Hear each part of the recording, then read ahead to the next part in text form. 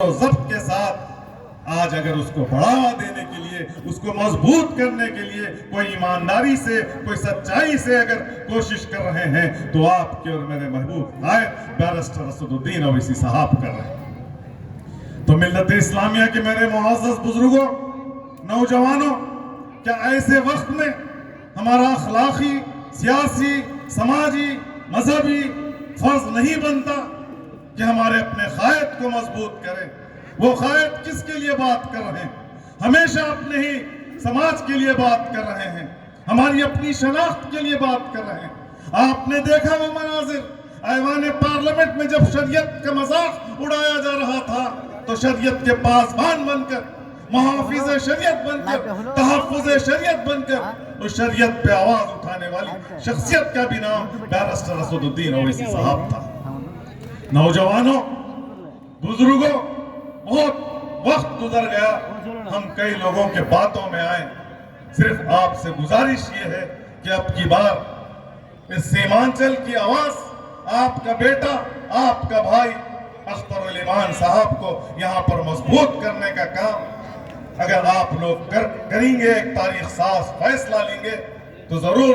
ہم تمام کو اعتماد اور بھروسہ ہے کہ انشاءاللہ جب وہ سانسد میں جائیں گے تو اس سیمانچل کی بدحالی، یہاں کی غریبی، یہاں کی غربت کے بارے میں، یہاں کے نوجوانوں کے مستقبل کے بارے میں، ان بزرگوں کے جو برسوں برس سے جو ان کے آنکھوں میں جو سپنے ہیں اس سپنوں کے بارے میں بہترین نمائندگی ہوگی تو نوجوانوں کے احساسات کی، نوجوانوں کے جذبات کی حقیقی معنوں میں ترجمانی۔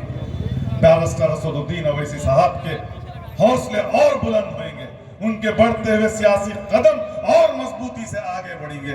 بشرطے کہ آپ پوری ایمانداری سے، پوری سچائی سے، پوری دیانتداری سے آج بیرسٹر اسد الدین اویسی صاحب کا ساتھ دیں۔ اس میں کیا غلط ہے؟ میں آپ سے پوچھنا چاہتا ہوں۔ طرح طرح کے الزامات بیرسٹر اسد الدین اویسی صاحب کے پاک دامن پر مخالفین لگا رہے ہیں، منافقین لگا رہے ہیں، اغیار لگا رہے ہیں، تو آخر کیوں لگا رہے ہیں؟ کبھی رات کے تاریکوں میں اٹھ کر 2 رکعت نماز پڑھ کر ٹھنڈے دل سے اللہ سے رجوع ہوتے ہوئے آپ سوال کیجئے اپنے آپ سے۔ اس لیے لگا رہے ہیں کہ کہیں نہ کہیں ان اغیاروں کو، ان طاغوتی قوتوں کو، ان دشمنوں کو یہ ڈر پیدا ہو گیا کہ کہیں نہ کہیں بیرسٹر اسد الدین اویسی صاحب اپنی سماج میں ایک سیاسی قوت، سیاسی طاقت کو برپا کر رہے ہیں۔ ان منافقین کو، ان مخالفین کو، ان اغیار کو یہ برداشت نہیں ہوگا۔ تو میں نوجوانوں سے گزارش کرتا ہوں، بزرگوں سے گزارش کرتا ہوں، میری عزتدار پردہ نشین ماں اور بہنوں سے گزارش کرتا ہوں کہ کیا ہماری سیاسی طاقت، سیاسی قوت نہیں بڑھنا چاہیے؟ ملک کی سب سے بڑی دوسری اکثریت مانے جانے والی مسلمان، اور تو اور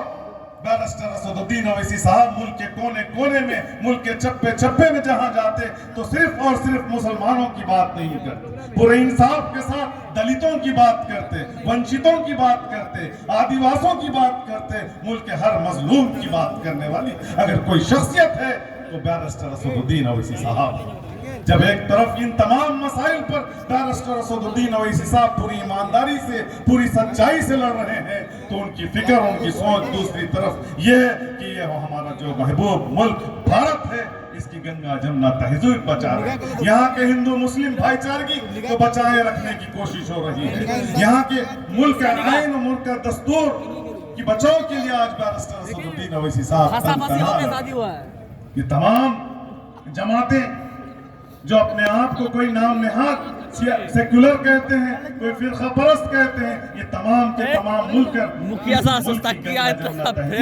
برباد کرنے کے لیے سازشیں رچا رہے ہیں۔ ایسے میں بیرسٹر اسد الدین اویسی صاحب پوری ایمانداری کے ساتھ، پوری سچائی کے ساتھ اس ملک کی تاریخ کو بچانے کے لیے، اس ملک کی تہذیب کو بچانے کے لیے، اس ملک کے تمدن کو بچانے کے لیے، اس ملک کی جمہوریت کو بچانے کے لیے، اس ملک کے آئین کو بچانے کے لیے، اس ملک کے دستور کو بچانے کے لیے شب و روز کوششیں کر رہے ہیں۔ تو ہمارا سیاسی اور سماجی فرض بنتا کہ بیرسٹر اسد الدین اویسی صاحب کے بڑھتے ہوئے سیاسی قدم کو اور مضبوط کرنا ہے تو بزرگوں کی دعاؤں کی ضرورت ہے، نوجوانوں کے حوصلوں کی ضرورت ہے۔ تو بہرحال آخر میں آپ تمام لوگوں سے جو اتنی بڑی تعداد